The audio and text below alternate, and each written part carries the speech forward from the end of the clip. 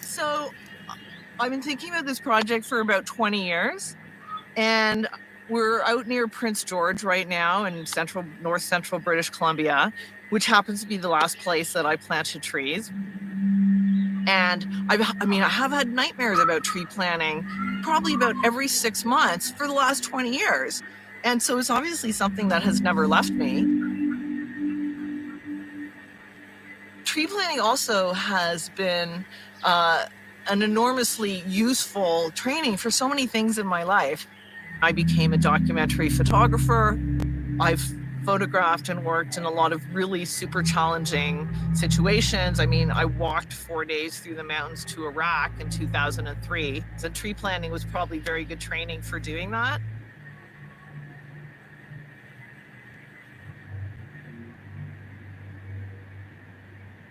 What is the difference between the memory of something and the actual reality of something? And I think that's why I wanted to revisit it, but physically it really takes an enormous toll. Yeah, so I thought, if I don't do this now, I'm never going to do it. I want to do a good job for the people who are agreeing to be part of the project, and that's always a huge part of any kind of documentary thing, is that you feel, okay, now people have said, yes, we welcome you into our world, and I realized, well, we're, being welcome, but we are outsiders, definitely. And so I really want to do a good job for them.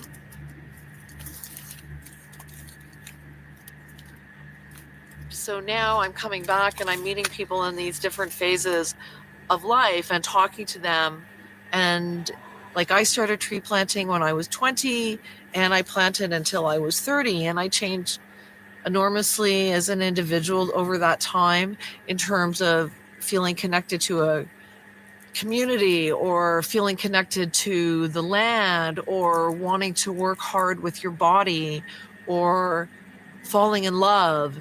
And I just find different people within this community who can speak to those different ideas and bring them together.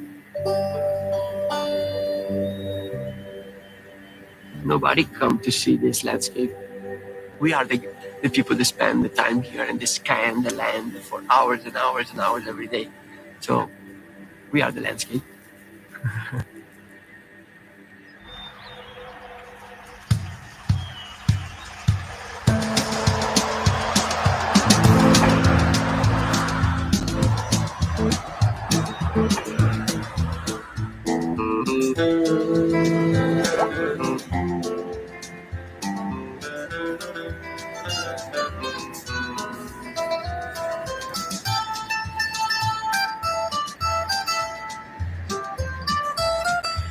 Trucks going up at Marble Canyon. Logger going down at 25. You guys can keep on coming.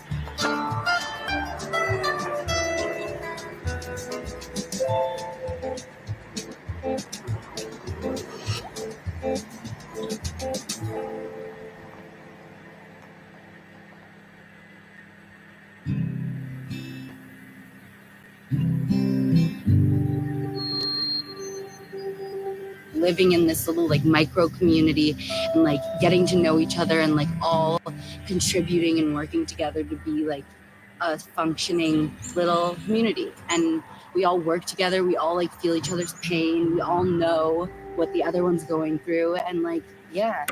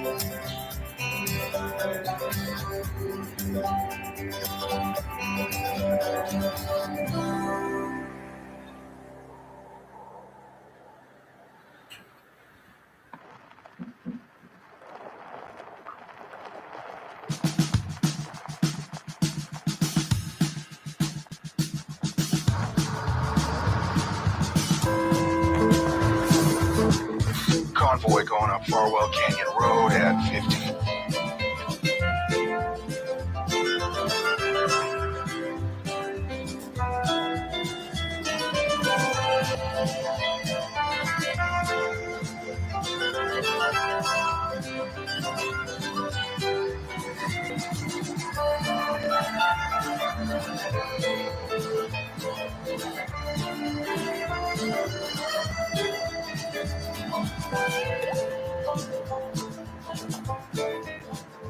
Which appreciate company. We spend a lot of time by ourselves here in the block for 8-9 hours a day, and after we are in this kind of commune or this group of tribal commune almost. And I find that's really important, the subculture in camp together, be together.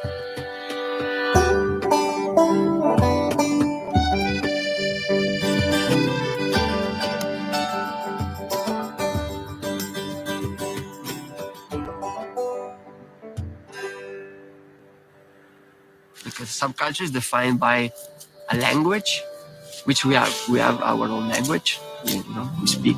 We have some words that are related just to this job.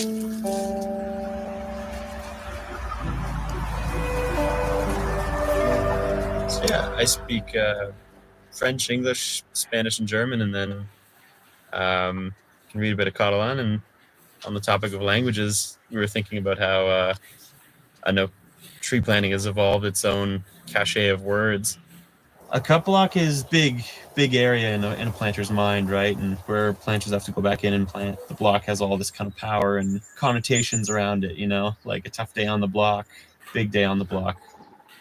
Bag up, you put all the trees, all the seedlings that you're taking in your bags, and you go in, you plant, and that's one bag up. Your cache is where your trees are, so every time you finish your bag up, you got to go back to your cache. Darts for cigarettes. When you're at the cache, you realize that there's nicer things in life than tree planting. You have a dart at your cache break, so you have a little cache party, a cache bash. And you don't want to cache bash that much because you'll waste a lot of time and you won't make as much money.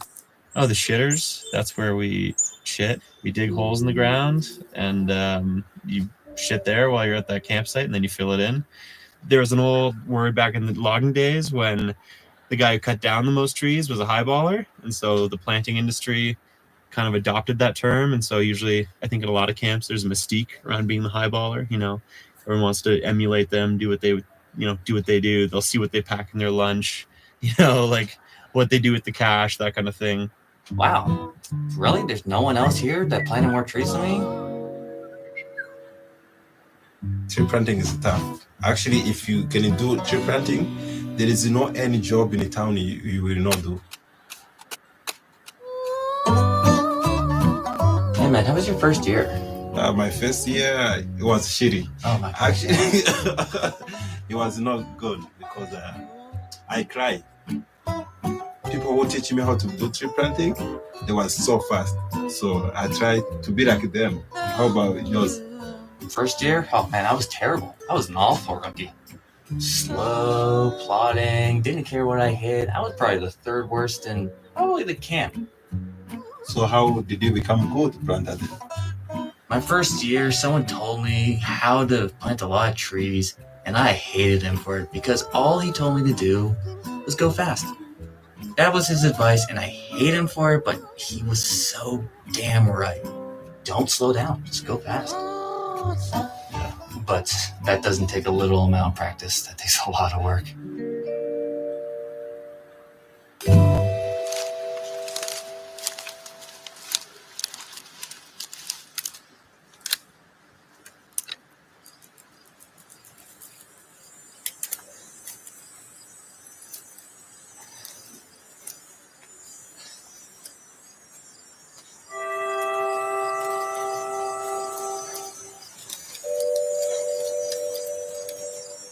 This is Sally, who we've been photographing for the last maybe hour or so. She's a pounder. I think she's at like 8. She just put in 1,800 trees, and it's only 4 o'clock. And it's pretty tough land, as you can see. And there she goes. It's awesome.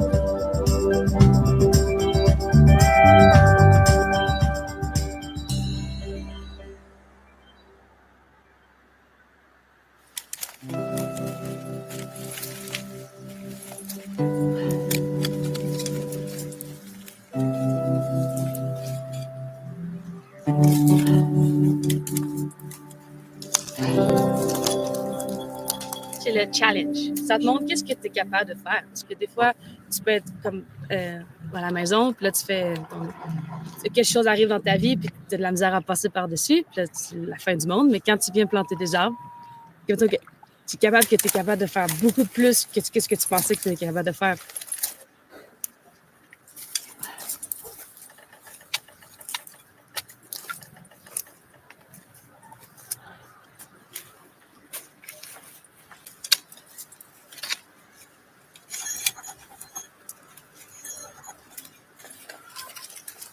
Pour moi, c'est quand c'est vraiment qu'il y a beaucoup de... que c'est bouché, là, qu'il y a vraiment beaucoup de gazon, qu'il y a beaucoup d'arbres. Puis là, s'il y a de la roche, ça fait encore pire. Là. C'est comme... Tu veux pas ça.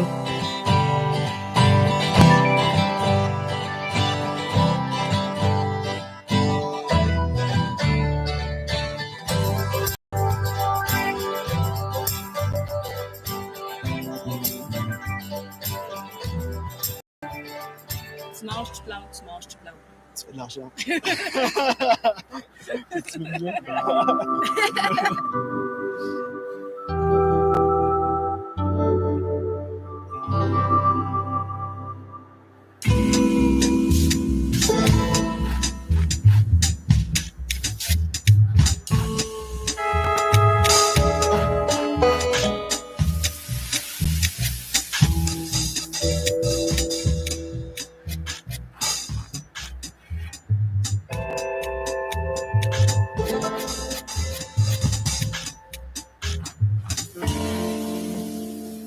Everyone keeps telling me it's going to get easier. I'm still waiting for that day.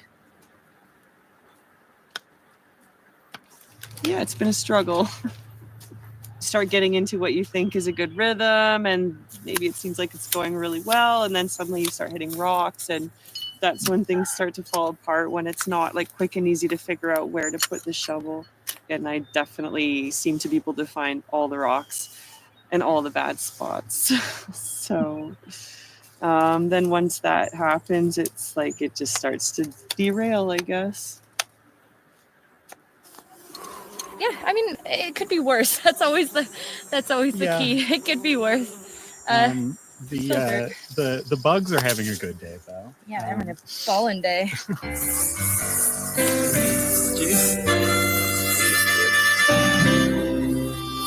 just planting along, and you just have this constant like.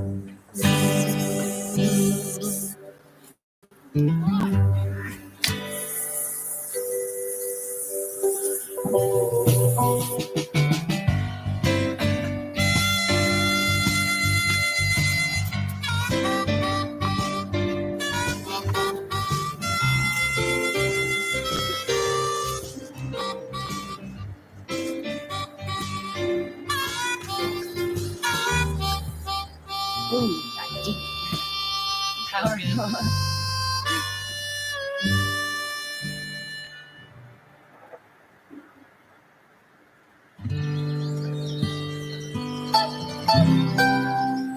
Yeah, it's been, I think it's one of the hardest things I've done.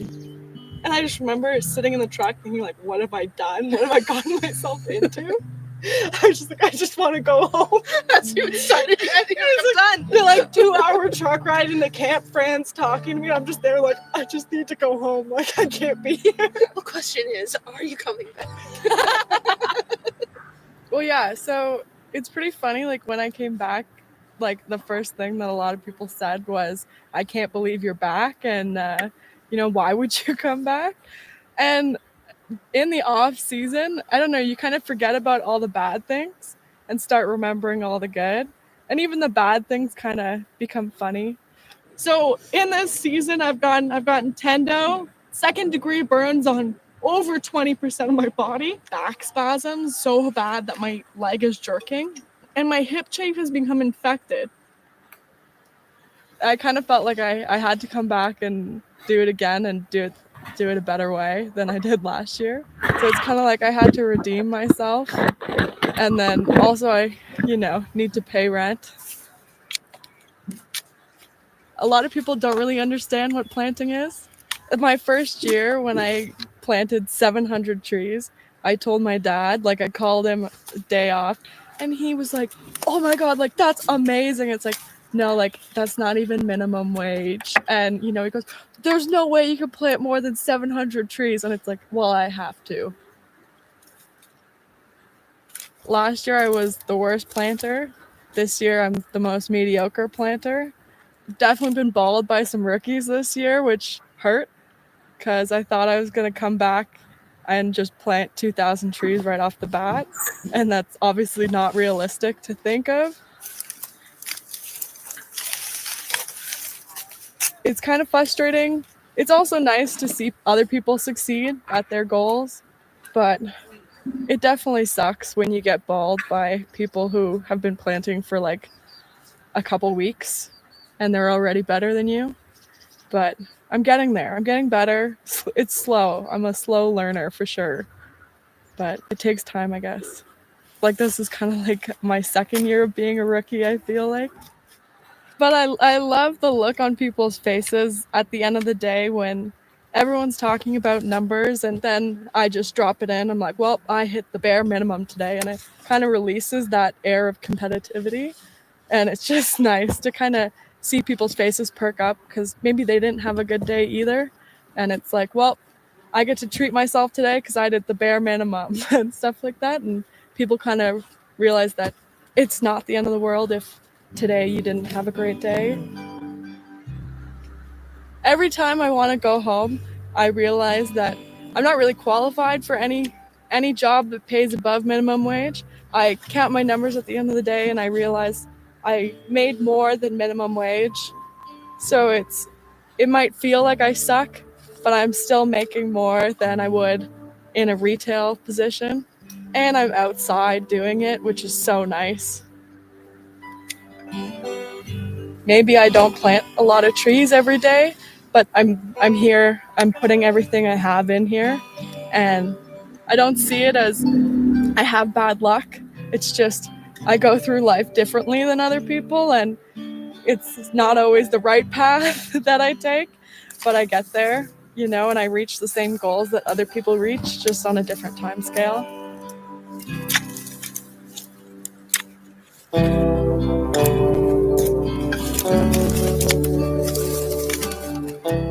I still cry a lot, but it's definitely made me stronger emotionally. I definitely am able to cope with it and kind of remember that it's just planting. It's not the end of the world.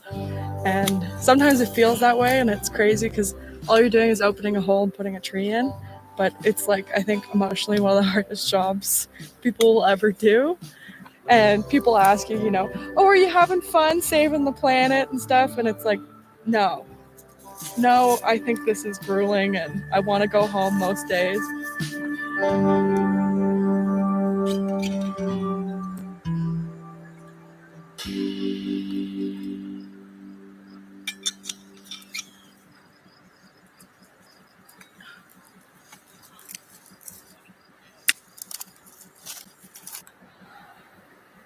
Your piece is your personal slice of land you're responsible for planting over the next day or several days.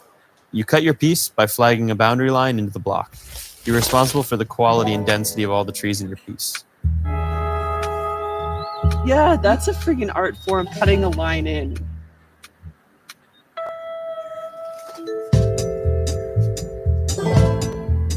The crew will stand there and they'll be like, start here. And they're like, you see that tall tree with the green leaves? And you're like, I see fucking 500 of them. And then they're like, no, but that one with the little red bush. And then you're like, yeah, because you think you see it. You're like, yeah, I got it. Go towards that one, high flag everything. So you're like, yeah. you're looking, you're flagging, you're looking, and you're flagging, and you're looking, and suddenly you're like, uh-oh, where'd it go? Oh no, I lost it!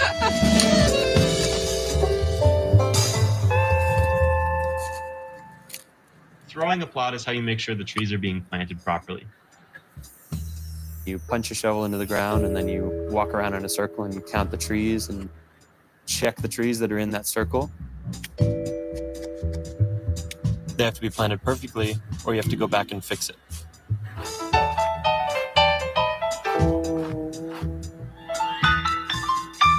It can't be too deep, it can't be too shallow, it can't be in ground that's too wet or too dry. It's got to be just right.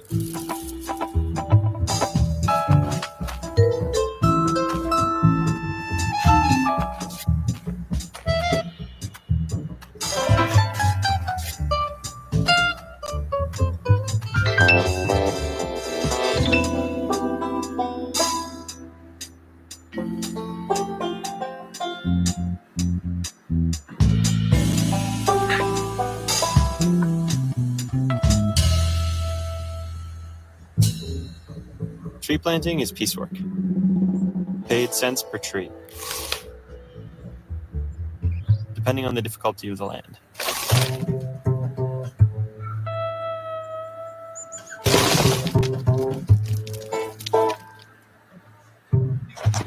You keep track of the number of trees you plant in a tally book.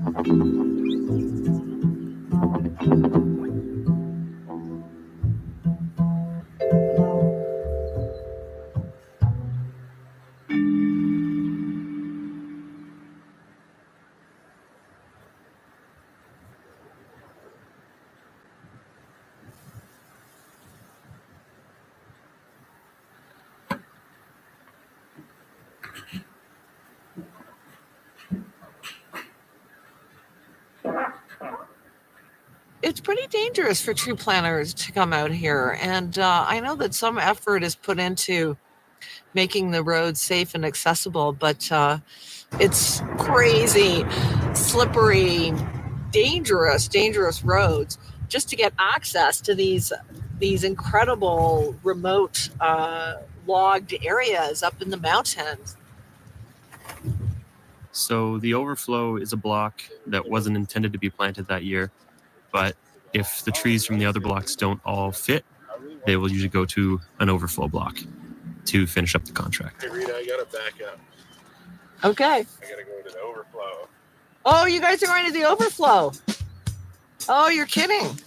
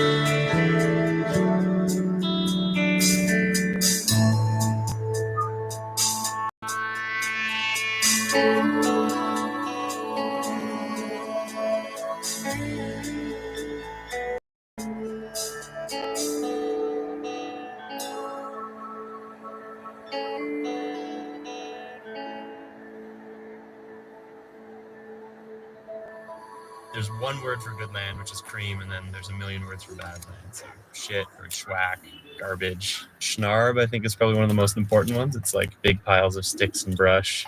Duffy, when it's all kind of like needles and it's not real soil and you have to like punch through it. A slash pile is basically when there's big amalgamation of logs that have been left over and weren't taken by the logging company. And they can look quite imposing, and sometimes they can block the entrance to your piece. Slash is typically not a planter's friend. Usually you have to climb over it, crawl through it, push it to the side. It stands between you and moving through your land efficiently. Screeping is when you like kick off all the dirt and dust on top of the ground and get down to that sweet, creamy mineral soil.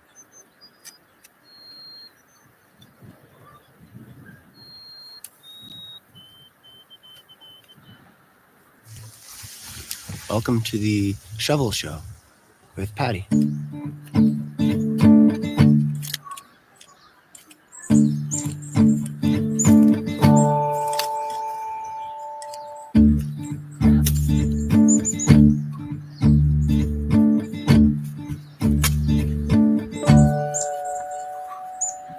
They look like garden tools, but they're not.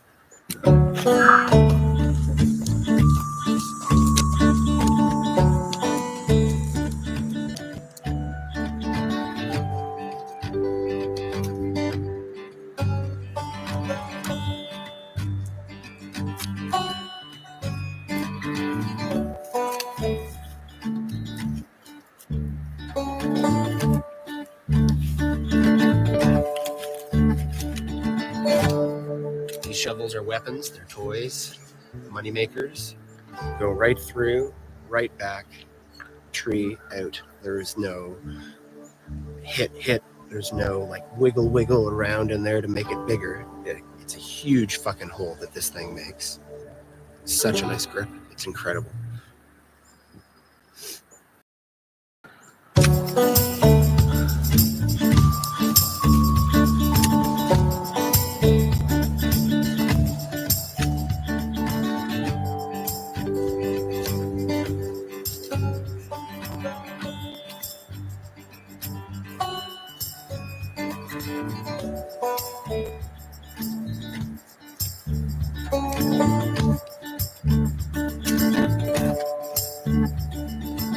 So this is my baby.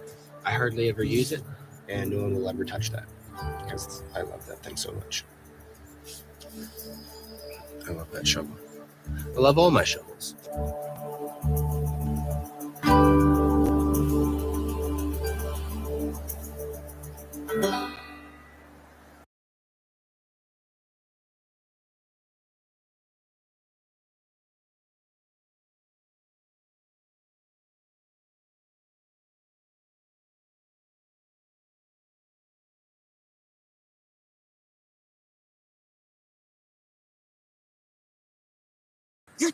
You're too slow. Everybody's ahead of you. And I would just like work. And at the end of the day, I would feel like I had just fucking blown it and I was a complete loser. And then I would go home or get on the bus and find out that, not only like maybe I'd even highballed the camp. And it's a strange kind of motivating thing.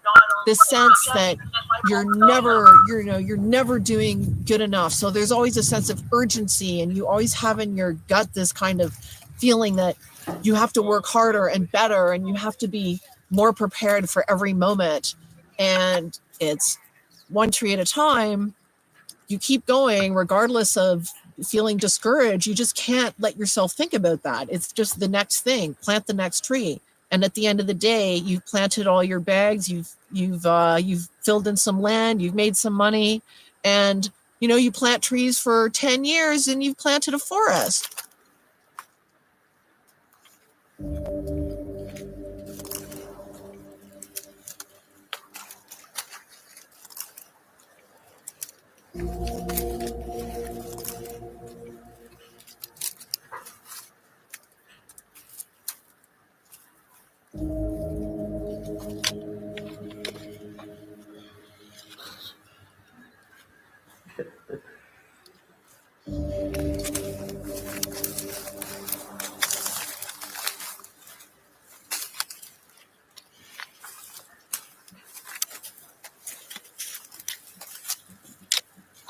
there are so many powerful women here that just do it and they rock it and like they highball, and no one can argue with that. Like, you can't take that away from us.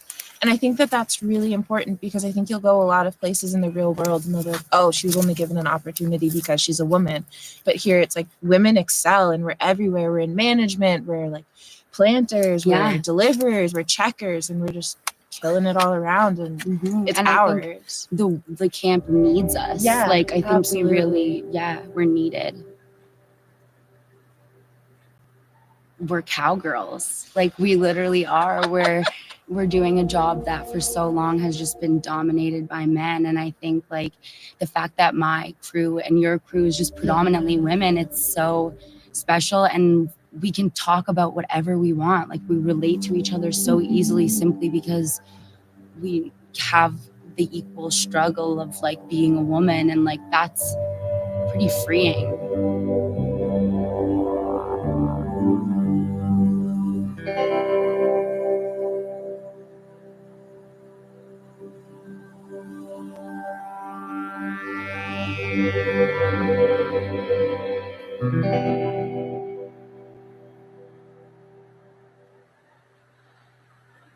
70% pine. 20% spruce. 10% fir.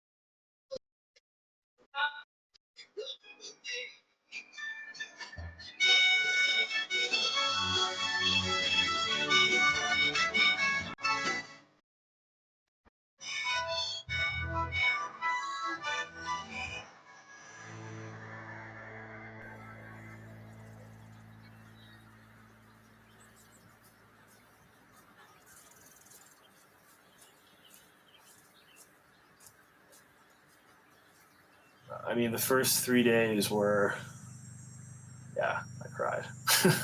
I cried a lot.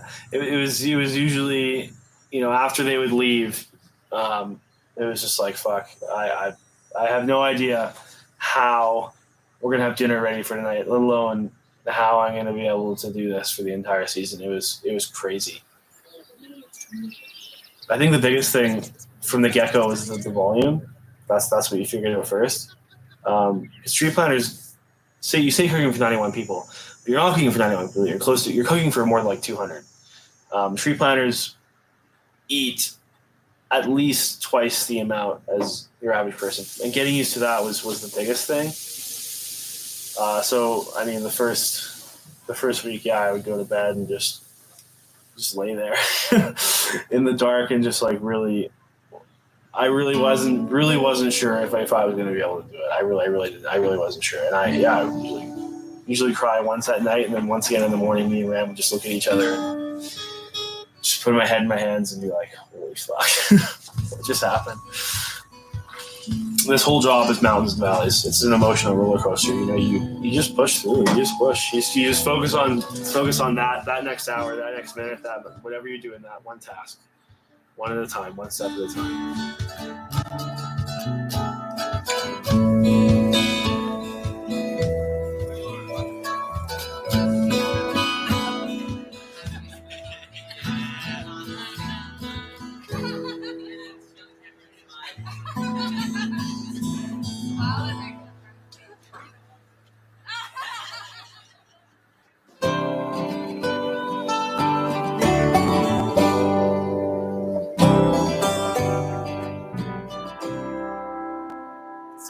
registered nurse. I am sort of like a first aid attendant in camp. My job is a lot of basically tending to any planting injury or wound that comes in the door. I'm sort of the person that people come to see about it, and I do my best to deal with it. It's a lot of physiotaping and a lot of wounds. Open wounds, like a lot of wounds. A lot of polysporin and a lot of bandaging. It gets pretty nasty. And tree planters are definitely like a special, resilient, like gritty bunch of people. You really have to learn to respect and trust your body, and you have to take care of yourself. Tree planting is like a combination between industrial labor and extreme sports.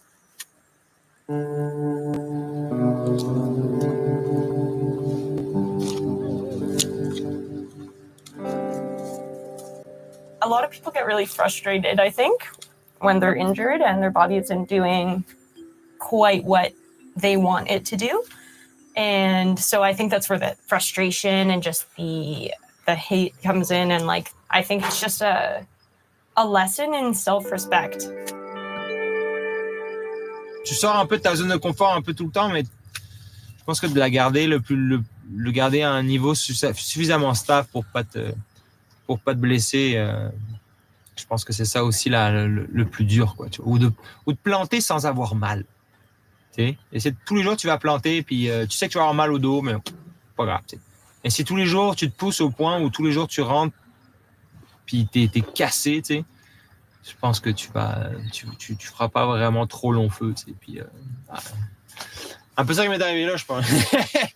Je suis allé vraiment trop vite au début, puis ça a fait que là, j'en paye vraiment pas mal les conséquences. Donc,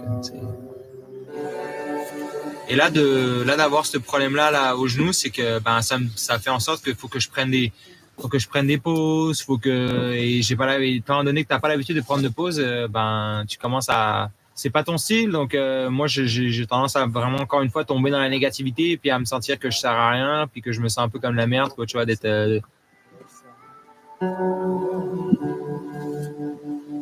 au final, tu sais, ce travail-là, si tu t'arrêtes, en fait, c'est même encore une fois, c'est très relié au sentiment de frustration et de tristesse. C'est que, tu sais, quand tu viens ici, il n'y a rien d'autre à faire que ça, quoi.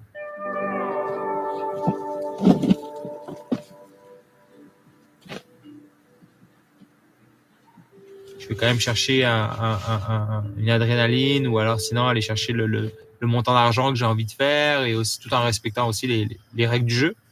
Mais ouais, non, c'est vraiment pas agréable. Ça met dans un état d'esprit super négatif. Et ça, c'est vraiment le pire ennemi de ce travail-là, là, quand tu commences à devenir super négatif, là. Tu finis par ça, je veux dire, c'est contagieux en plus, là. People want to challenge themselves, challenge their bodies, and so they push themselves. And it's insanity and self-loathing, maybe. It's definitely a struggle for a lot of people. It's like a love-hate relationship, because your body's your tool. You're using it to make money, but and do your job, but sometimes it's fighting against you out there. Quand tu viens planter, tu viens pour planter. Si tu plantes pas, tu sers à rien.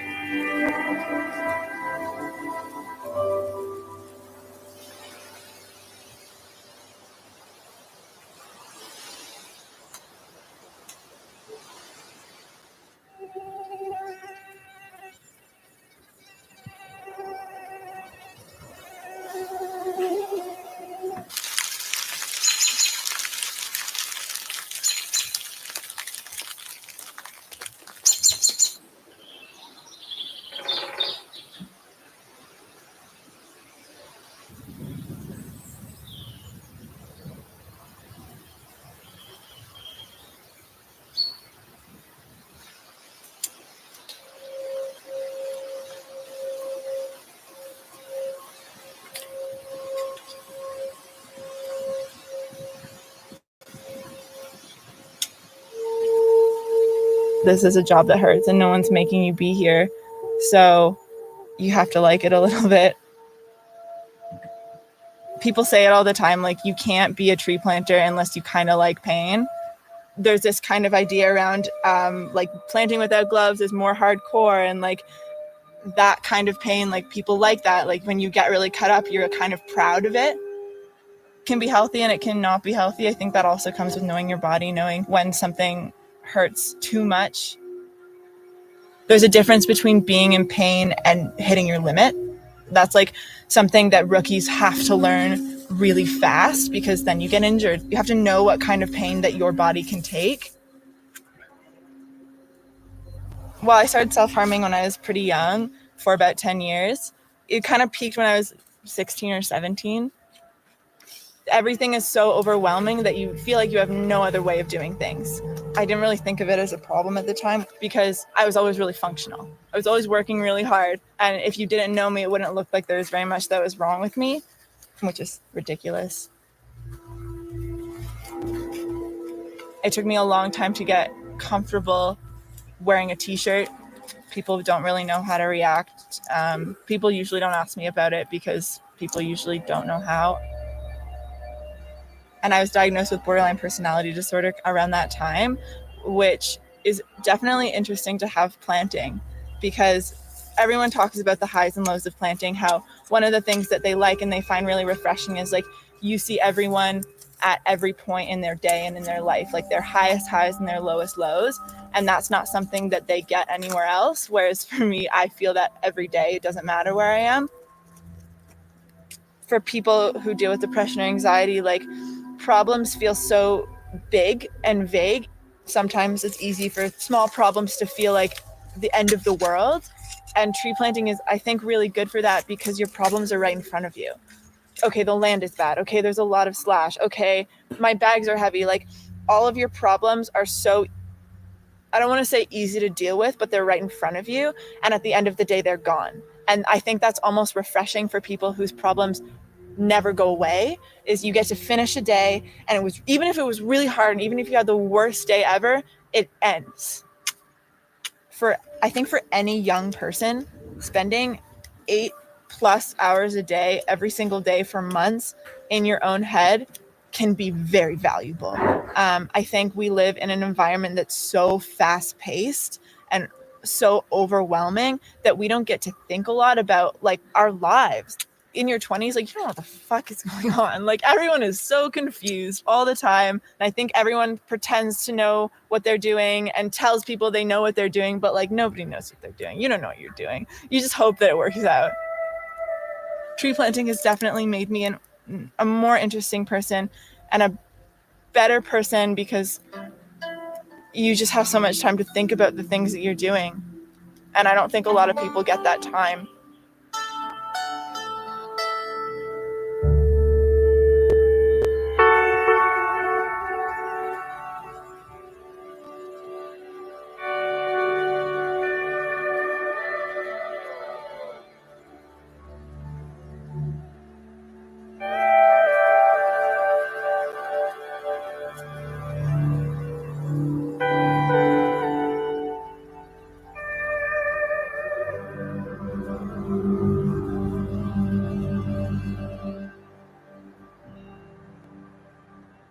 My first year of planting was 1985.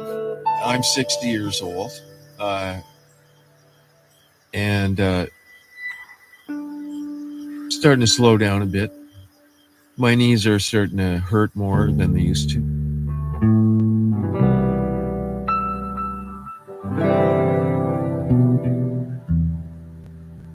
I'm in my third season. My first season was 2014. The old man brought me out. Yeah.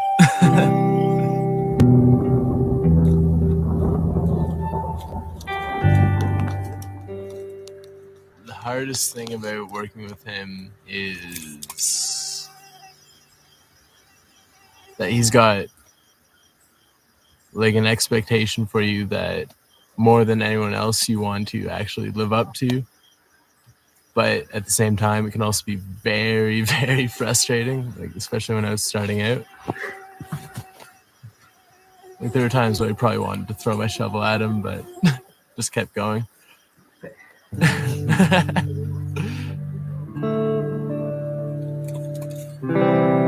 This is a pretty meditative job.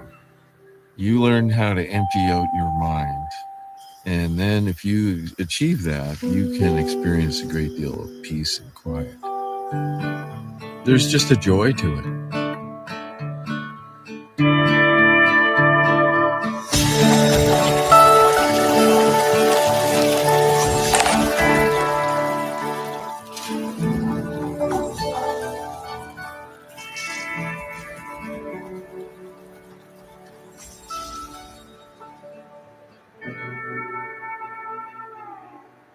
Pretty much every major life decision that we've made like partner planting in the land. Like pretty much our whole relationship has been like around tree planting. So Like the first day of the semester, and we're in the same class, and I just like see her in the classroom, and I was just like, who is this person? This most beautiful girl I've ever seen in my entire life. And then I couldn't stop staring every day. And I thought, like, I definitely knew I was being creepy, but I thought that maybe I was being kind of like secret about it. Definitely But not. definitely 100% wasn't. It's not discreet. No. I like sold all my stuff. I didn't want to plant anymore. I like retired. But she wanted to plant, so I bought all new stuff again. And made my way out back to the bush. Yeah. That's pretty nice.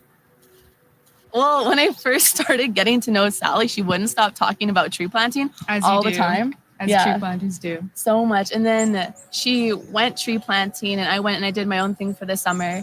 And then I just thought, like, seeing all the pictures and hearing even more stories, I'm like, I have to try this. it's funny how planting always like helps us it definitely helps us build our lives together. It definitely built our relationship together. It exists because of tree planting. It's such a nice time to just be working side by side. It's worked out pretty well for us Yeah, so it's far. worked out really well.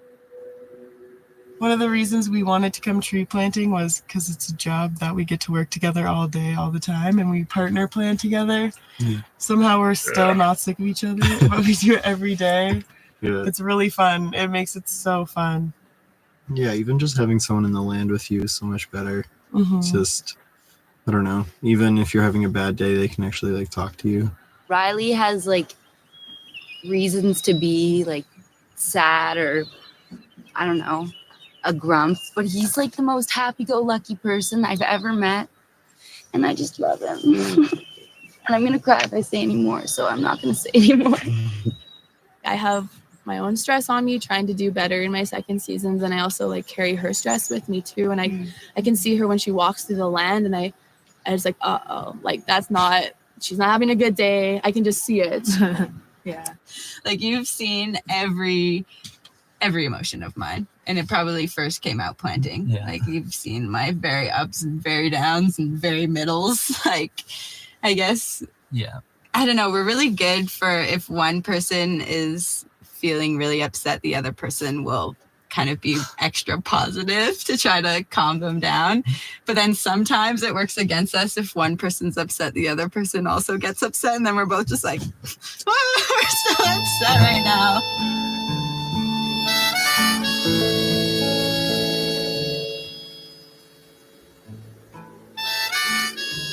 Sometimes we'll just both be pissed and we'll just like go and plant our separate ways, and that'll be that. And it's, like same as being by yourself. Like sometimes there's just nothing you can do, and it's just a rough day, and really picking yourself back up just as like if it's really something. If it's really something, Yeah, which talk it usually out. happens because we're both just overtired, overstressed, like working ourselves too hard. And then we're like, all right, we're talking about this right now in the middle of the land. Like, drop your shovels because we're talking about this right now. I still really like it a lot. I feel like I know you a lot better. And I don't know, I feel like it's made our relationship better too and stronger. I think so, for sure. Yeah. I think planting can make or break relationships. Definitely. Well, I'm glad that it's making it for 2 seasons so Yeah. far. Me too.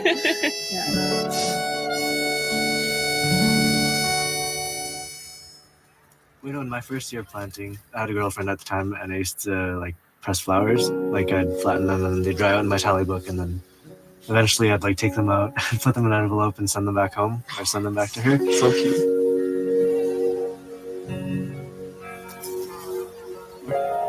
But no, anyways, we broke up last year, so I don't know why, but I started taking squishing bugs instead in my tally book. This year I got a little film canister, and then I started killing horseflies and putting them in there. And then maybe one day I'll give it to the girl I love. It seems like yesterday we were jumping off bales down by the fireside, just watching the leaves blow by. It sounds a lot better than our love slipping away. So last year at the end of the season, my heart was very broken and I really didn't know how I was gonna like continue. Like I really thought about leaving. And then I just had like this realization, why the fuck should I leave?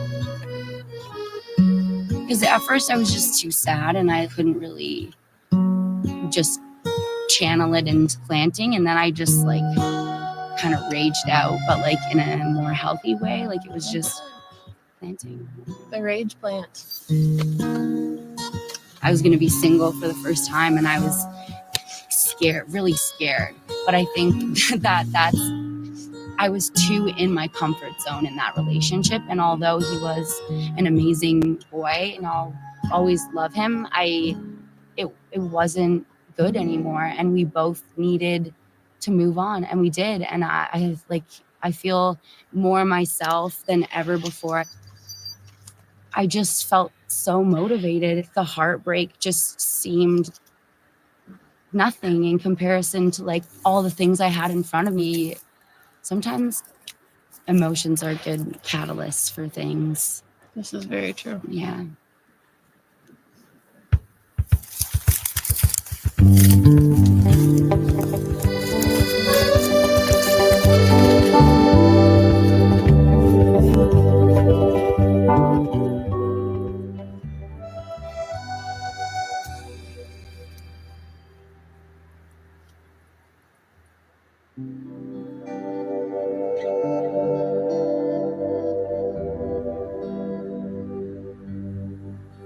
So, I guess there's kind of like two versions of the why I keep tree planting or why I started tree planting story. The first one is that my boyfriend went tree planting one year, and he had a lot of fun.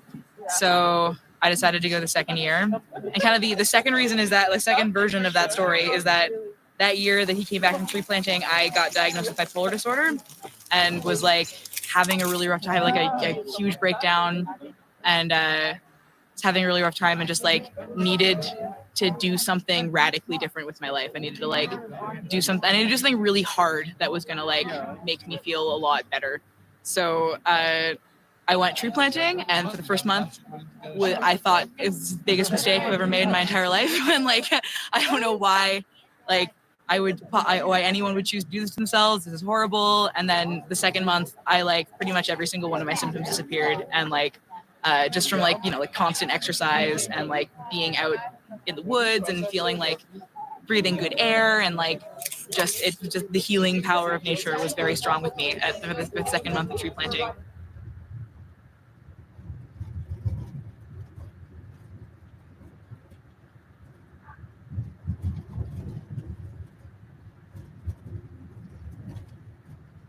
I have such a very specific Indigenous experience. I have status, but I'm mixed race, and I'm from a city center. I didn't grow up on the res. I'm from Toronto, and thank you, like, Walaliok, to like all of the nations whose land I've been like reforesting this whole time too, because I'm not in Mi'kmaq territory at all.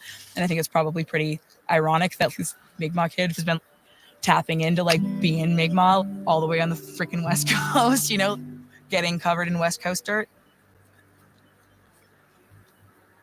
planting, even at its worst for me, like the trees that are going around are contributing to a kind of ecology. It's not like the forest that was there before, but it's not nothing, and it feels like a kind of healing. And you can't plant a tree without believing in the future. You can't plant a tree without believing that there's going to be time and for the tree to grow.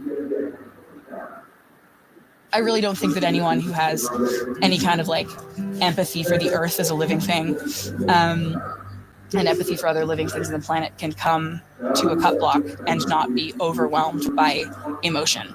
And like, it's just, I feel a kind of like a real kind of grief by just seeing the reality of what the devastation looks like. Just something terrible has happened to it.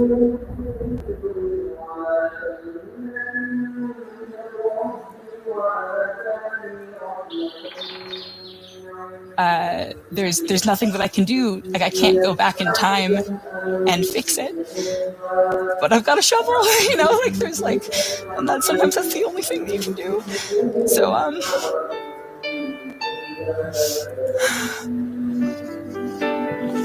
yeah, so I can just plant good trees.